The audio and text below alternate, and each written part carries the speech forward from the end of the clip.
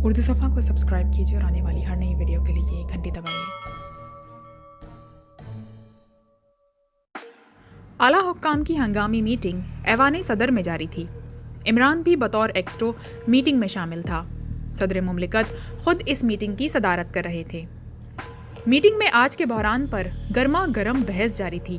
اس meeting میں ملک کے سرکردہ سائنسدان بھی شامل تھے اور ملک کا سب سے بڑا سائیکولوجسٹ ڈاکٹر انور بھی میٹنگ میں شامل تھا، لیکن کوئی بھی شخص کسی نتیجے تک نہیں پہنچ رہا تھا۔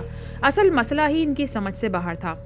وزیر دفاع نے چھاؤنی میں واٹر کلیننگ پلانٹ میں ہونے والے واقعے سے بھی باقی ممبران کو آگاہ کیا اور اس کے ساتھ ہی یہ بتلایا کہ اس واقعے کے ہوتے ہی پانی کی سپلائی روک دی گئی اور پھر پانی کا ملٹری لیبارٹری میں اچھی طرح تجزیہ کیا گیا، مگر کسی بھی چیز کا سراغ نہ لگایا جا سکا۔ پانی بالکل صاف تھا، اس میں کسی قسم کے جراثیم وغیرہ نہیں پائے گئے تھے۔ چنانچہ باقاعدہ طور پر رپورٹ ملنے پر پانی کی سپلائی دوبارہ جاری کر دی گئی تھی، لیکن پانی کی سپلائی ہونے کے 1 گھنٹے بعد چھاؤنی میں بھی حالت خراب ہو گئی۔ فوجوں نے اسلحہ ہاتھ میں لینے سے انکار کر دیا۔ اسلحے کو دیکھتے ہی خوف سے ان کے پسینے چھوٹنے لگ جاتے تھے۔ صرف 1 دن میں کمانڈر کے پاس ہزاروں آفیسرز اور سپاہیوں کے استعفے پہنچ گئے۔ وہ سب لوگ فوج کی نوکری چھوڑنا چاہتے تھے۔ چنانچہ یہی وجہ تھی کہ شہر میں زبردست بحران کے باوجود فوج کو طلب نہیں کیا گیا تھا، کیونکہ فوجیوں کی اپنی حالت بھی شہریوں سے کم نہیں تھی۔ آخر ہم کیا کریں؟ اس تمام واقعے کی کوئی نہ کوئی وجہ تو ضرور ہوگی۔ اگر ہم نے فوری طور پر اس کا تدارک نہ کیا تو پورا ملک تباہ ہو جائے گا۔ صدر مملکت نے جھنجھلا کر جواب دیا۔ تمام ممبران خاموش ہو گئے۔ آخر صدر مملکت نے ایکسٹرو کی طرف دیکھا۔ مسٹر ایکسٹرو، آپ کی کیا رائے ہے؟ صدر مملکت اب براہ راست ایکسٹرو سے مخاطب ہوئے، جو اب تک خاموش بیٹھا تمام ممبران کی باتیں سن رہا تھا۔ میں ڈاکٹر انور کی رائے سننا چاہتا ہوں، ایکسٹرو نے ڈاکٹر انور کی طرف دیکھتے ہوئے کہا۔ صدر مملکت، خوف ایک فطری جذبہ ہے جو تھوڑا بہت ہر انسان میں پایا جاتا ہے۔ یہ کوئی ایسی بیماری نہیں جسے کسی بھی ذریعے سے پیدا کیا جا سکے۔ یہ ایک فطری امر ہے۔ آج کے بحران اور فوجی چھاؤنی کے متعلق رپورٹ دیکھنے کے بعد میں اس نتیجے پر پہنچا ہوں کہ پراسرار طریقے سے ہمارے شہریوں اور فوجیوں میں خوف کا جذبہ اپنی شدت پر پہنچ گیا ہے۔ اس کی وجوہات کیا ہیں یہ نہ تو سائیکولوجی بتلا سکتی ہے اور نہ ہی میڈیکل سائنس۔ صرف میرا ایک اندازہ ہے، اور وہ یہ کہ دارالحکومت کی آب و ہوا میں اچانک کوئی ایسی تبدیلی آ گئی ہے یا پیدا کر دی گئی ہے جس کے نتیجے میں یہ حالات سامنے آئے ہیں، مگر اس تبدیلی کا کھوج لگانا چند گھنٹوں یا چند دنوں میں ممکن نہیں۔ اس کے لیے باقاعدہ طور پر تحقیقات کی جائے۔ ڈاکٹر انور نے تفصیل سے اپنی رائے بتلائی اور پھر بیٹھ گئے۔ ہو سکتا ہے ڈاکٹر انور کہ آب و ہوا میں دانستہ طور پر یہ تبدیلی پیدا کر دی گئی ہو، ایکسٹرو نے سوال کیا۔ نہیں جناب، میرے خیال میں یہ ناممکن ہے، ڈاکٹر انور نے جواب دیا۔ کیوں؟ جب آپ اپنے آپ کو کسی دوسری شخصیت کے روپ میں تبدیل کر سکتے ہیں تو آب و ہوا میں تبدیلی کیوں نہیں ہو سکتی؟ ایکسٹرو نے پراسرار لہجے میں کہا، اور دوسرے لمحے اس نے ریوالور نکال کر ڈاکٹر انور پر تان لیا۔ تمام ممبر حیرت زدہ ہو گئے۔ ڈاکٹر انور بوکھلا کر کھڑا ہو گیا۔ خبردار ڈاکٹر انور، اگر آپ نے معمولی سی بھی حرکت کی تو میرا ریوالور خاموش نہیں رہے گا، ایکسٹرو نے چیتے کی طرح غراتے ہوئے کہا، اور پھر اس کے اشارے پر سیکیورٹی گارڈز نے ڈاکٹر انور کو گھیر لیا۔ کیا بات ہے مسٹر ایکسٹرو، یہ آپ کیا کر رہے ہیں؟ ڈاکٹر انور ہمارے ملک کے مایہ ناز اور قابل فخر سائیکولوجسٹ ہیں، صدر مملکت نے بھی حیرت بھرے لہجے میں کہا۔ جی ہاں، میں تسلیم کرتا ہوں، مگر یہ ڈاکٹر انور نہیں ہے، بلکہ ڈاکٹر انور کے روپ میں مجرموں کا آدمی ہے، ایکسٹرو نے جواب دیا۔ اور اس کے انکشاف پر تمام ممبرز حیرت سے اچھل پڑے۔ اس کا میک اپ صاف کیا جائے، ایکسٹرو نے سیکیورٹی گارڈ کے ایک آفیسر سے کہا۔ اسی لمحے ڈاکٹر انور کے چہرے پر تشنج کے آثار نمایاں ہوئے اور پھر اس کی حالت بدلنے لگی۔ تم لوگ قیامت تک نہیں سمجھ سکتے کہ تمہارے ساتھ کیا حشر ہونے والا ہے، اس نے اٹک اٹک کر کہا۔ ڈاکٹر انور کہاں ہیں؟ ایکسٹرو نے اس کے قریب آ کر سخت لہجے میں پوچھا۔ اسے میں نے مار دیا ہے اور اس کی لاش گٹر میں بہا دی تھی، اس نے جواب دیا۔ اور پھر اس کا سر ڈھلک گیا، وہ ختم ہو چکا تھا اور اس کے جسم کا رنگ نیلا ہو چکا تھا۔ زہریلا کیپسول، ایکسٹرو نے بڑبڑاتے ہوئے کہا۔ یہ کیسے مرا؟ صدر مملکت نے ایکسٹرو کو بڑبڑاتے ہوئے دیکھا اور پوچھا۔ اس نے مصنوعی دانت کے خول میں زہریلا کیپسول چھپا رکھا تھا، وہ نگل لیا، ایکسٹرو نے جواب دیا، اور پھر اس کے اشارے پر اس کی لاش سیکیورٹی گارڈ اٹھا کر کمرے سے باہر لے گئے۔ ہر شخص کی حیرت اور تعجب سے آنکھیں پھٹی ہوئی تھیں۔ اس کا مطلب ہے کہ یہ بحران باقاعدہ سازش کے تحت پیدا کیا گیا ہے۔ سر رحمان نے سب سے پہلے خاموشی کا طلسم توڑا۔ جی ہاں سر رحمان، اب آپ صحیح نتیجے پر پہنچے۔ یہ دراصل ہمارے ملک کے خلاف ایک بھیانک سازش ہے۔ دشمن اس دفعہ ایک نئے روپ میں سامنے آئے ہیں۔ اس نے نہ تو ہنگامے کرائے ہیں اور نہ ہی اقتصادی بحران پیدا کیا ہے۔ اس دفعہ دشمن نفسیاتی جنگ لڑ رہا ہے اور آپ دیکھیں کہ وہ اب تک بے حد کامیاب رہا ہے۔ ہمارے بہادر فوجی اور ہماری دلیر عوام خوفزدہ اور بزدل بن چکے ہیں۔ میرے خیال میں یہ سب کچھ ابھی تجرباتی پیمانے پر کیا جا رہا ہے۔ اب مجرموں کا نیا قدم پورے ملک اور پوری افواج پر حملہ ہوگا، نفسیاتی حملہ۔ اور ہمارا یہ حال ہے کہ ہمارے سائنسدان اور ڈاکٹر ابھی تک اس کی وجہ ہی نہیں سمجھ سکے کہ یہ نفسیاتی بحران کیسے پیدا ہوا۔ اب میں آپ کو بتلاتا ہوں کہ دشمن کے کسی ذہین سائنسدان نے ایک ایسی دوا ایجاد کر لی ہے جو انسانوں کے فطری جذبات میں شدت پیدا کر دیتی ہے۔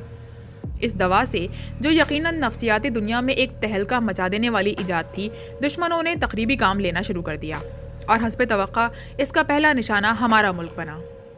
میرے چند ممبران کو سب سے پہلے پراسرار طور پر اغوا کر کے انہیں اسی دوا کے انجیکشن دیے گئے۔ مقصد صرف یہ تھا کہ سیکرٹ سروس آڑے نہ آئے۔ نتیجے میں سیکرٹ سروس کے کچھ آدمی اس بیماری میں مبتلا ہو گئے۔ میری سیکرٹ سروس کا ایک دلیر رکن اتنا بزدل ہو گیا کہ چھپکلی سے بھی خوف کھانے لگا۔ پھر اس کا دوسرا تجربہ فوجی چھاونی پر کیا گیا اور اب اس کا تجربہ پورے دارالحکومت پر کیا گیا ہے۔ اگر مجرم فوری طور پر پکڑے نہ گئے تو ان کا آئندہ اقدام کیا ہوگا، اس کا اندازہ آپ بہتر طور پر لگا سکتے ہیں۔ ایکسٹو نے پوری تقریر کر ڈالی۔ مجرم کہاں ہیں اور اس بیماری کا سد باب کیسے کیا جا سکتا ہے؟ یہ مسائل تو ہنوز تشنا ہیں۔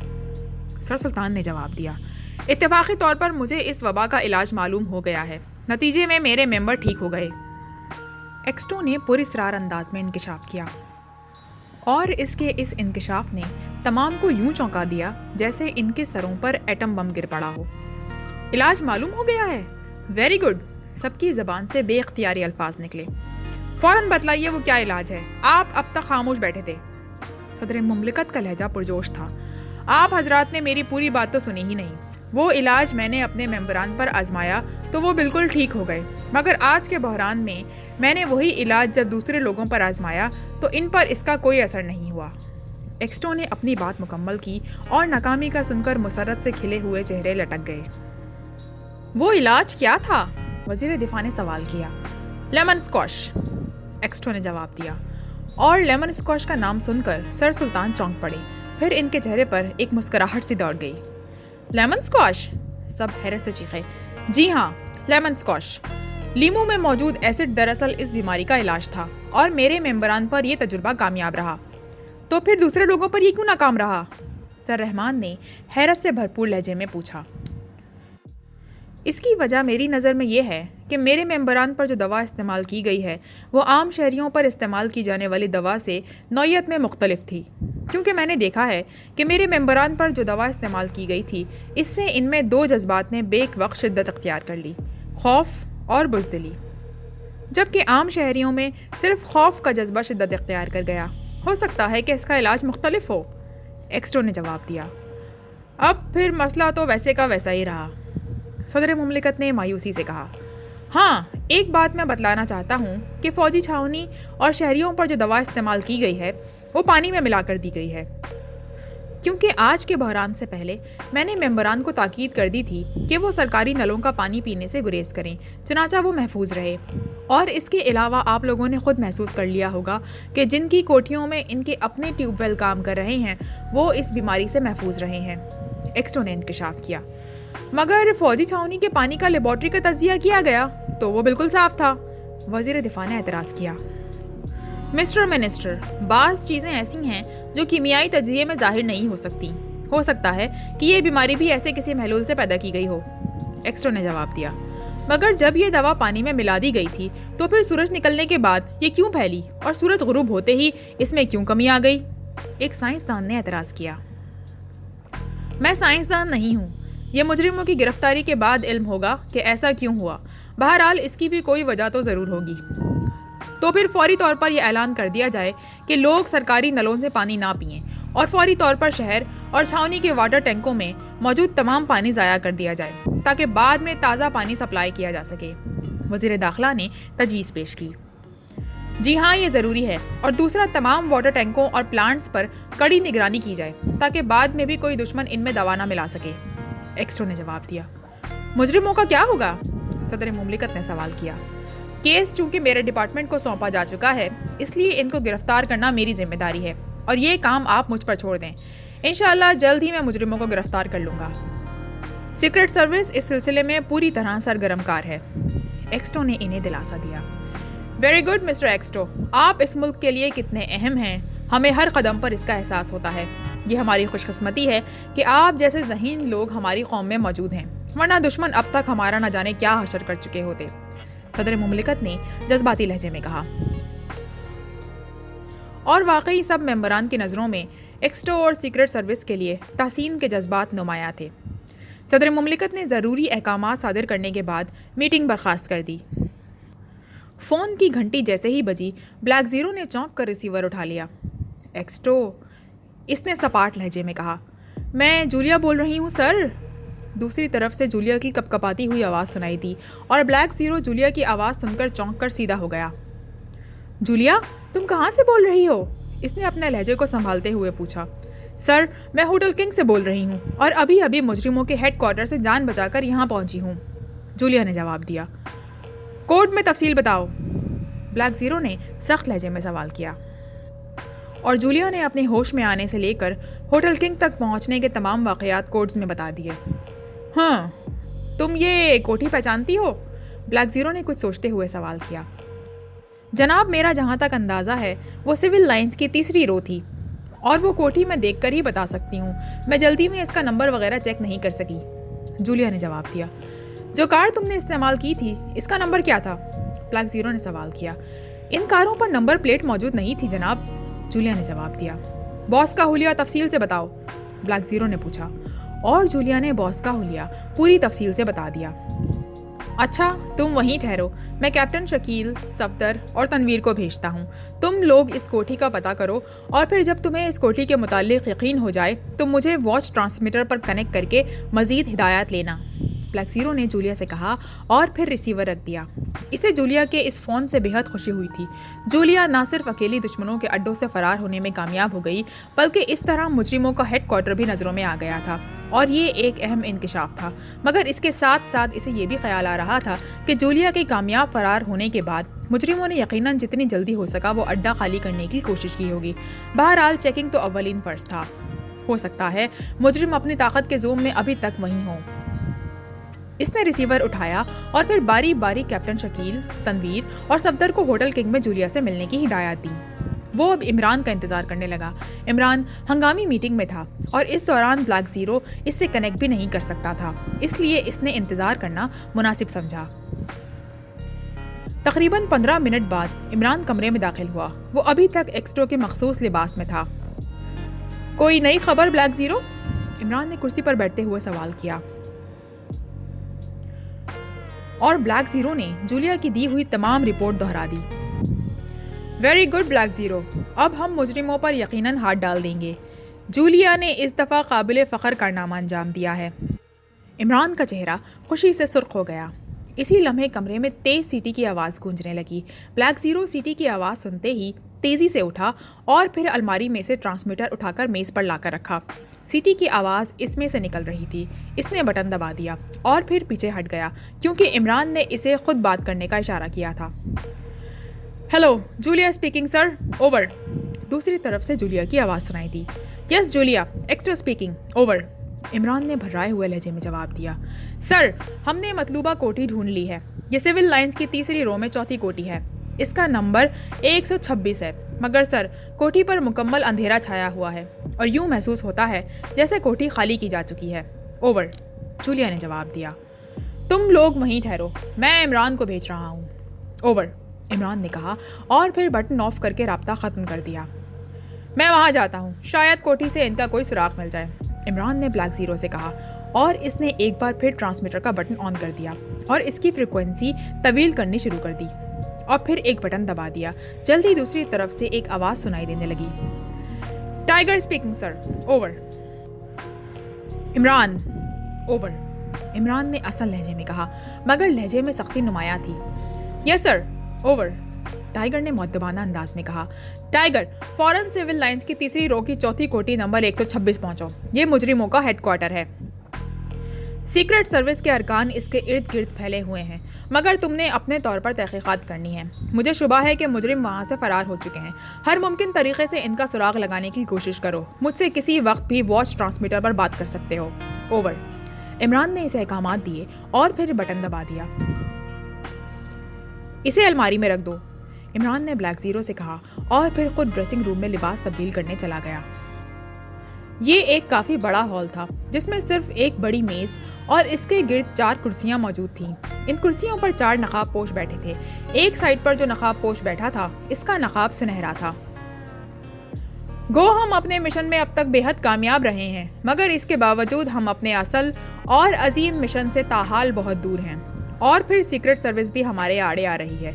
सीक्रेट सर्विस की एक लेडी रुकन जिसे अगवा करके हेडक्वार्टर लाया गया था, नंबर 2 को कत्ल करके फरार होने में कामयाब हो गई है, और जिसके नतीजे में हमें फौरी तौर पर हेडक्वार्टर तब्दील करना पड़ा और हेडक्वार्टर में मौजूद तमाम साइंसी निज़ाम तबाह करना पड़ गया। दूसरा नंबर 3 जो डॉक्टर अनवर के रूप में आला हुक्काम की हंगामी मीटिंग में मौजूद था, वहीं मीटिंग में ख़त्म कर दिया गया। और इस तरह न सिर्फ हम इस अहम मीटिंग की कार्रवाई मालूम करने से महरूम हो गए, बल्कि हमारा एक ज़हीन कारकुन भी ख़त्म हो गया। और फिर इस मीटिंग के बाद सरकारी तौर पर यह ऐलान किया गया कि सरकारी नलों का पानी इस्तेमाल ना किया जाए, और इसके साथ ही मुझे रिपोर्ट मिली है कि स्टॉक में मौजूद तमाम पानी ज़ाया कर दिया गया है और स्टोर साफ़ करके नया पानी अब इस्तेमाल में लाया जा रहा है। दूसरे, अब छावनी के वाटर प्लांट और शहर के वाटर सप्लाई प्लांट्स पर कड़ी निगरानी की जा रही है। इन इक़दामात से साफ जाहिर होता है कि वो लोग हमारे ज़्यादा करीब आते जा रहे हैं, वरना इन्हें क़तई ये मालूम ना हो सकता कि ये वबा किस ज़रिए से फैली है। इसके अलावा मुझे रिपोर्ट मिली है कि इमरान और सीक्रेट सर्विस के दीगर रुकन जिन्हें इंजेक्शन लगाए गए थे, अब बिल्कुल ठीक ठाक हैं और साबका हेडक्वार्टर के गिर्द इन्हें देखा गया है। इनमें वो लड़की जूलिया भी मौजूद थी, बॉस ने तफसील से तमाम हालात सुनाते हुए कहा। हैरत है बॉस, वो लोग किस तरह सही हो गए जबकि इन्हें 400 ताकत के इंजेक्शन लगाए गए थे। इनके ठीक होने का तो सवाल ही पैदा नहीं होता, एक मेंबर ने हैरत से भरपूर लहजे में कहा। इस बात पर मैं खुद हैरान हूँ कि इन्होंने इसका इलाज कैसे ढूंढ लिया, और अगर ढूंढ भी लिया था तो फिर आम शहरियों पर इस इलाज को क्यों नहीं आजमाया गया और मामला सिर्फ पानी ना पीने तक ही क्यों महदूद रखा गया, बॉस ने जवाब दिया। बॉस, वो इसका इलाज क़यामत तक मालूम नहीं कर सकते। हमारे मुल्क के साइंसदान जिन्होंने इस अजीब व गरीब दवा को ईजाद किया है, वो सालों की तहकीकात के बाद भी इसका तोड़ नहीं कर सकते, तो किस तरह चंद घंटों में इसका इलाज ढूंढ लिया, एक और मेंबर ने कहा। बहरहाल जो कुछ भी है, वो मेंबर और इमरान अब बिल्कुल ठीक हैं, बॉस ने फिक्रमंद लहजे में जवाब दिया। तो फिर अब आपने क्या फ़ैसला किया है, एक मेंबर ने बॉस से पूछा। मैंने बेहद गौर व फिक्र करने के बाद ये फ़ैसला किया है कि हमें फ़ौरन अपना अजीम मिशन पूरा करने के लिए कार्रवाई शुरू कर देनी चाहिए। कहीं ऐसा ना हो कि हमारा मिशन मुकम्मल होने से पहले सीक्रेट सर्विस हमारे रास्ते पर लग जाए, बॉस ने जवाब दिया। मगर बॉस, इस अजीम मिशन को शुरू करने का अभी मुनासिब वक्त नहीं आया। चीफ हेडक्वार्टर की हिदायत के मुताबिक हमें इन छोटे छोटे तजुर्बात के बाद इनसे हिदायत लेनी थी, फिर ये मिशन शुरू करना था, एक मेंबर ने कहा। हाँ, तुम ठीक कहते हो, मगर मैंने ये कब कहा कि मैं अभी मिशन शुरू करना चाहता हूँ। मैंने यही कहा है कि हमें अजीम मिशन पूरा करने के लिए कार्रवाई शुरू कर देनी चाहिए। कार्रवाई से मेरी मुराद यही थी कि चीफ हेडक्वार्टर से हिदायत ली जाएं और फिर मरकूज़ा जगह ढूंढी जाए जिससे हम पूरे मुल्क को फौरी तौर पर कवर कर सकें, बॉस ने खुशगवार लहजे में जवाब दिया। सर, क्यों ना हम फिलहाल पूरी तवज्जो सीक्रेट सर्विस की सरकोबी पर मरकूज कर दें। सीक्रेट सर्विस के खात्मे के बाद हम इत्मीनान से मुनासिब वक्त पर अपना मिशन पूरा कर सकते हैं, एक मेंबर ने तजवीज़ पेश की। सीक्रेट सर्विस की सरकोबी भी हमारे मिशन का एक अहम हिस्सा है और इसलिए हमने सबसे पहले इस मुल्क के ख़तरनाक तरीन आदमी पर हाथ डालकर इसे बेबस कर दिया था, और इस आदमी यानी इमरान के मुतालिक हेडक्वार्टर की तरफ से ख़ास हिदायत भी थी। फिर हमें चंद मेंबरान का पता चला जब वो ओल्ड फोर्ट की निगरानी के लिए आए, चुनाचा इन्हें भी इंजेक्शन लगा दिए गए। गो शुरू में नताइज हमारे हक़ में रहे, मगर अब हैरत अंगेज़ तौर पर वो ठीक हो चुके हैं, बॉस ने जवाब दिया। इमरान बज़ाहिर तो एक अहमक आदमी है, न जाने हेडक्वार्टर की इसके बारे में इतनी सख्त हिदायत क्यों है, एक मेंबर ने नागवार से लहजे में कहा। तुम नहीं जानते ये इमरान क्या बला है, اس ملک کا سب سے خطرناک اور ذہین ترین آدمی جس نے سینکڑوں سازشوں کے بخیے ادھیڑ کر رکھ دیے اور بڑے بڑے نامی گرامی مجرموں اور جاسوسوں کو اس ملک میں اس آدمی نے موت کے گھاٹ اتار دیا۔ وہ ناکامی کی ذلت اٹھا کر یہاں سے فرار ہونے پر مجبور ہو گئے۔ باس نے عمران کے کارناموں کی تفصیلات بتائیں۔ تو پھر ہم سے غلطی ہوئی۔ جب عمران ہمارے ہتھے چڑھا تھا تو اسے اسی وقت گولی مار دینی چاہیے تھی، نہ باس رہتا نہ بانسری بجتی۔ اسی ممبر نے جواب دیا۔ تم ٹھیک کہتے ہو، واقعی یہ غلطی تھی، لیکن اس وقت تو اسے جو سزا دی گئی تھی وہ موت سے بھی بدتر تھی۔ لیکن کسے معلوم تھا کہ وہ اتنی جلدی حیرت انگیز طور پر ٹھیک ہو جائے گا؟ باس نے جواب دیا۔ تو میرے خیال میں آپ پہلے عمران کو ختم کرنے کا پروگرام مرتب کریں اور اس کے ساتھ ہی سیکرٹ سروس کے جو ممبر بھی ہماری لسٹ میں آئیں انہیں فوری بلاک کر دیا جائے، ایک ممبر نے تجویز پیش کی۔ اس سلسلے میں گروپ نمبر 4 کو تفصیلی ہدایات دے چکا ہوں، مجھے امید ہے کہ وہ جلد ہی کامیاب ہو جائیں گے، باس نے جواب دیا۔ پھر ٹھیک ہے، گروپ 4 یقیناً اپنے مقصد میں کامیاب ہو جائے گا، اسی ممبر نے جس نے یہ رائے دی تھی مطمئن لہجے میں جواب دیا۔ کیوں نہ ہیڈ کوارٹر سے تفصیلی ہدایات لی جائیں، ایک ممبر نے رائے دی۔ میں نے اسی لیے آپ سب کو یہاں اکٹھا کیا ہے کیونکہ میں سب کے مشورے سے اس بات کا فیصلہ کرنا چاہتا ہوں، باس نے جواب دیا۔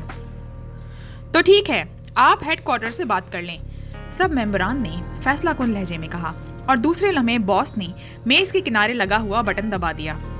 چند لمحوں بعد دروازہ کھلا اور ایک نقاب پوش مؤدبانہ انداز میں اندر داخل ہوا۔ لانگ ویو ٹرانسمیٹر لے آؤ، باس نے اسے تحکمانہ لہجے میں کہا، اور وہ اس بات میں سر ہلاتا ہوا واپس مڑ گیا۔ تقریباً 5 منٹ بعد وہ واپس آ گیا۔ اس نے کافی بڑا ٹرانسمیٹر اٹھایا ہوا تھا۔ ٹرانسمیٹر اس نے لا کر درمیانی میز پر رکھا اور پھر سر جھکا کر کھڑا ہو گیا۔ تم جا سکتے ہو، باس نے اسے حکم دیا اور وہ الٹے قدموں واپس مڑ گیا۔ دروازہ بند ہونے کے بعد باس ٹرانسمیٹر کے پاس آیا اور پھر ایک بٹن دبا دیا۔ ٹرانسمیٹر میں زندگی کے آثار پیدا ہو گئے۔ باس نے فریکوینسی سیٹ کرنے کے بعد ایک اور بٹن دبا دیا۔ بٹن دبتے ہی ٹرانسمیٹر سے آوازیں ابھرنے لگیں۔ ایسے محسوس ہو رہا تھا جیسے سمندر کی لہریں ساحل سے سر ٹپک رہی ہوں۔ جلد ہی شور ہلکا پڑتا چلا گیا اور پھر اس کی بجائے ایک سخت سی آواز کمرے میں گونج اٹھی۔ Yes, chief headquarter, operator number 11-3 speaking, over. Change the world number 1 speaking, 10 and chief سے بات کرواؤ، اوور، باس نے جواب دیا۔ On emergency line RR Daisy, over, operator نے سوال کیا۔ Emergency line hurry up, over, boss نے گمبھیر لہجے میں جواب دیا۔ Okay, wait for few minutes, over, operator نے جواب دیا، اور ایک بار پھر لہروں کی آوازیں کمرے میں گونجنے لگیں۔ سب لوگ دم سادے بیٹھے تھے۔ چند لمحوں بعد ایک آواز کمرے میں گونجنے لگی جیسے چند جنگلی بلیاں آپس میں لڑ پڑی ہوں۔ پھر ان پر ایک انسانی آواز چھا گئی۔ Yes chief, 10 and over. Mission change the world number 1 speaking, over, boss نے انتہائی مؤدبانہ لہجے میں جواب دیا۔ Yes number 1 report for emergency line, over, chief کا لہجہ انتہائی سخت تھا۔ سر، مشن 1، 2 اور 3 کامیابی، نمبر 2 اور 3 ہلاک کر دیے گئے۔ مقامی SS ہماری راہ پر لگ گئی ہے۔ مشن نمبر 1 کا علاج دریافت کر لیا گیا ہے۔ مشن نمبر 2 اور 3 کے سلسلے میں پانی کی ممانعت، موجودہ حالات انتہائی خراب ہیں۔ گریٹ مشن کے لیے ہدایات دیجیے، اوور، باس نے مختصر مگر جامع رپورٹ دی۔ Bad news number 1، mission number 1 کا کیا علاج دریافت کیا گیا ہے، اوور، چیف کے لہجے میں تعجب کی جھلکیاں نمایاں تھیں۔ معلوم نہیں باس، بہرحال مشن نمبر 1 کے ٹارگٹ ٹھیک ہو چکے ہیں، اوور، چیف نے تیز لہجے میں کہا۔ گروپ نمبر 4 کو آرڈر دیے جا چکے ہیں، گریٹ مشن فوری طور پر شروع ہونا چاہیے ورنہ حالات انتہائی مخدوش بھی ہو سکتے ہیں، اوور، باس نے مؤدبانہ لہجے میں کہا۔ Wait for few minutes, over, chief نے جواب دیا، اور ایک بار پھر ایسی ٹرانسمیٹر سے آوازیں نکلنے لگیں جیسے جنگلی بلیاں آپس میں لڑ رہی ہوں۔ چند لمحوں تک خاموشی رہی، پھر چیف کی آواز سنائی دی۔ اوکے، گریٹ مشن کے لیے فیصلہ کر لیا گیا ہے، کل آدھی رات کو گریٹ مشن شروع کر دیا جائے، اوور، چیف نے بھرائی ہوئی آواز میں کہا۔ اوکے سر، تھینک یو، ہم قطعی تیار ہیں. کل ٹھیک آدھی رات کو گریٹ مشن شروع کر دیا جائے گا. اوور. باس نے مسرت بھرے لہجے میں کہا. اوکے، ہم بھی ٹھیک ٹائم پر ایکشن شروع کر دیں گے. اوور. چیف نے جواب دیا. بہتر سر، ہماری طرف سے کوئی کسر باقی نہیں چھوڑی جائے گی. اوور. باس نے جواب دیا. Over and all, wish you good luck, chief نے کہا اور اس کی آواز آنی بند ہو گئی. باس نے ایک طویل سانس لیتے ہوئے ٹرانسمیٹر کا بٹن آف کر دیا. جاندار مشین دوبارہ بے جان ہو گئی. ہمیں فوری طور پر گریٹ مشن کے لیے تیاریاں شروع کر دینی چاہیے، باس نے کہا، اور پھر وہ سب سر جوڑ کر اس گریٹ مشن کی تفصیلات طے کرنے لگے.